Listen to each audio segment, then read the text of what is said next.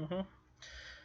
Speaking of good stuff, in news that broke after me and Chico Alexander finished the Gumbocast last time,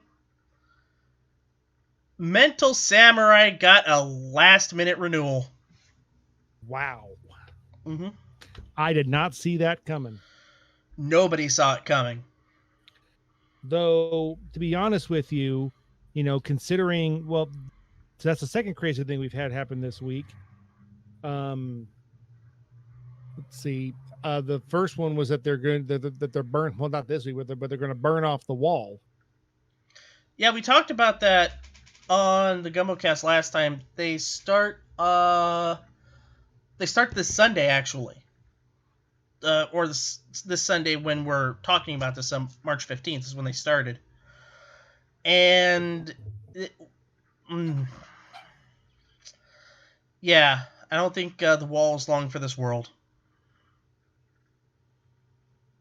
unless NBC wants to make Sunday at 7 a thing again. Because you got to deal with sports overruns. Yeah, of course, there may not be much sports on TV. They'll still be on TV, just without an audience. Right. But then you got the NHL playoffs happening, and NBC loves to air that. That's very true. So, the interesting thing about Mental Samurai is the set, which is in another country right now. Where's it at? I forget. I think it's Poland or something. If you can look it up. Okay, I'll look it up right now. All right. So I know it's another country, and they're doing contestant casting, and they're going to fly everyone to where the big gyroscopic thing is, and exactly. They're just going to tape it there, and they're going to have a new format. No, it was in Spain. But they're going to be rebuilding it in America, unfortunately, because of the coronavirus fear. So they're instead going to have to do it in America. Okay. So they're going to probably either rebuilding it or just bringing it back to America and sanitizing it. Makes a lot of sense. And they're going under a new format. Right. It is daily tournaments now, kind of like what they did with the Big Tournament Champion show. But they're doing it in a different format where the winner of the daily tournament gets the 10,000 and plays Circle of Samurai for 100,000. Well, there you are. Mm-hmm. Unfortunately, this means that Heather Hurley will not be defending her crown. Yeah. And that disappoints everybody out there in the game show world. But the good thing is that Rob Lowe might be one of the most underrated new hosts. He is. I mean, one of the things about him that's great is you can tell he wants the players to do well. Mm-hmm. I remember doing the Gumbocast, the very first episode of the Game Show Gumbo, actually, not the Gumbocast.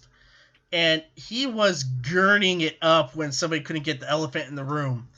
The contestant would be like, there's an elephant in a room, and he would go like...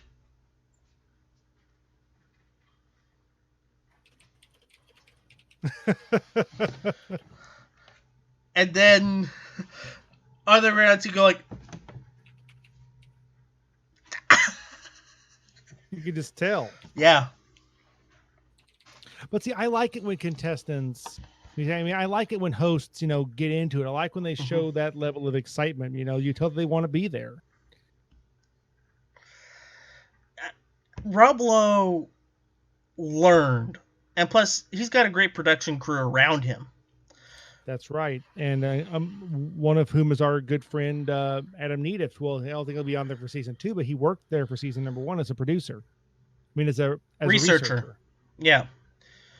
And I think he's back there now. Yes. Because he was doing Masterminds, and that wrapped, and that's debuting in April. Right. And I think he's there now. We'll have to ask. But I have a feeling that he is... I think he did do Mental Samurai Season 2. But it's just going to be another great show that Fox has for the summer. It will hopefully become a ratings boost, because it looks like their gambit with putting Smackdown on Friday nights, blocking off that entire night schedule, is backfiring. Unfortunately, because what I've heard is they have to get a 3 million audience to keep that time slot, and they've not kept it. So no, and this 2.5 million isn't cutting it, and it's just been stagnant, and the show's just been bad. It's the biggest problem that WWE has right now, is that their TV product is just... the Raw and SmackDown product has just been absolute trash. Yeah, NXT's been good, but the only people who are watching it are over 50. Because ratings-wise, everybody's watching AEW. Yeah, unfortunately. Hey! There's nothing wrong with AEW. No, I didn't say there was. Just that AEW, they're actually putting effort into the show, when NXT for the longest time has just been on cruise control. Yeah. And plus, I think everybody just got sick of the Undisputed Era. Yeah, unfortunately, you're right. That's the problem. They pushed them too hard, and you just have that audience revulsion.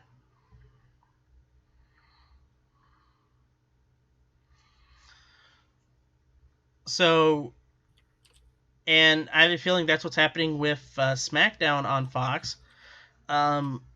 Shows that would have been on Friday nights are still unscheduled. Hell's Kitchen has taped already, and it's sitting in a vault. Its normal Friday time slot vanished due to SmackDown. Yep. And I'll tell you this right now, WWE stock will tank further if SmackDown gets moved from Friday nights to Saturday. Well, yeah. Well, the problem is, if they move it to Saturday, they'll have to cancel the show for the following winter, because they'll have to cancel it for college football. They'll move it to FS1. Yeah.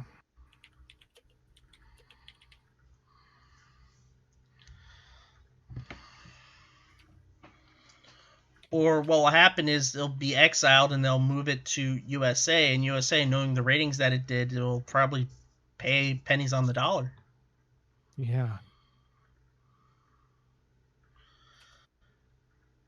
It's kind of interesting. We went from Mental Samurai talking about the good stuff it is to WWE's limp TV programming. Their big events are still decent, but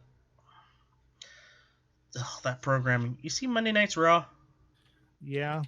I mean, they have some good segments, but unfortunately, they don't have enough to keep it going. No, and especially when you have stupid stuff that you build and build and build for far too long, like Eric Rowan's cage. Eric Rowan's box, yeah. And it turns out it's a mechanical spider from Party City. Yes. And what happens the week after? Squish! Gets destroyed by Drew McIntyre. Mm-hmm. He's saying what we're all thinking. That's dangerous, because wait 6 months, they'll turn on you. Yeah. You're right about that. And then we get the new Monday Night Messiah, Drew McIntyre. And then Seth Rollins goes for his 57th failed face push.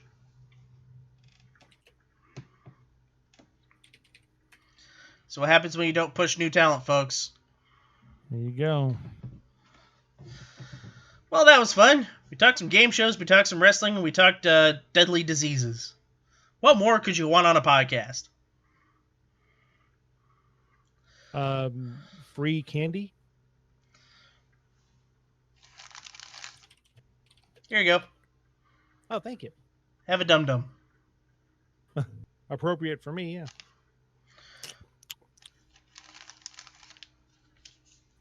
I have them right next to my desk, and something to, they're low fat. Yeah. And all that good stuff. Loves you, babe. Telly Savalas here. I got you, man. Who loves you, baby? Mm-hmm. You're beautiful. You're amazing. Sponsor us, dum-dums. You ever see that clip of Talk Soup? They had the Dum-Dums monkey on there. That's right. I remember that. And a little fact for you. You know the mystery flavor ones? Yeah. Do you know where do you know where that comes from? No. Well, when they're making different flavors of Dum-Dums, when they're switching from one flavor to another, like they'll have let's say that there's strawberry flavor. Then we're running out of strawberry flavor. We're going to put in pineapple. Well, yeah. They'll use up what's left of the strawberry and they'll mix in the pineapple, and then they'll make, for a brief period, they'll have both flavors. That's your mystery flavor. It's just using up the previous flavor mix and then putting in the next flavor mix. That's what I have right here. That's what I'm showing to the camera. There you go. And that's your interesting fact for the night. And they say this show isn't educational. And that's going to do it. Program. We learned how to have dum-dums. There you go. Well, that's going to do it for this edition of the Gumbocast. You can see Brian on Millionaire Online at twitch.tv/BZNTV on the Buzzin Networks. Yes. Check your local listings. And also, hey, subscribe to this channel for all the great Game Show Gumbo goodness. Even become a member for Patreon, patreon.com/GameShowGumbo. Hey, for $5 backers, you get to choose, and more, you have a decision to make on what our next look at the schedule is going to be. And that's going to do it. And for next time, for Brian Henegar, this is Cyndi Seidelman saying, I'm going to have a dum-dum. Good night. God bless you. Good night.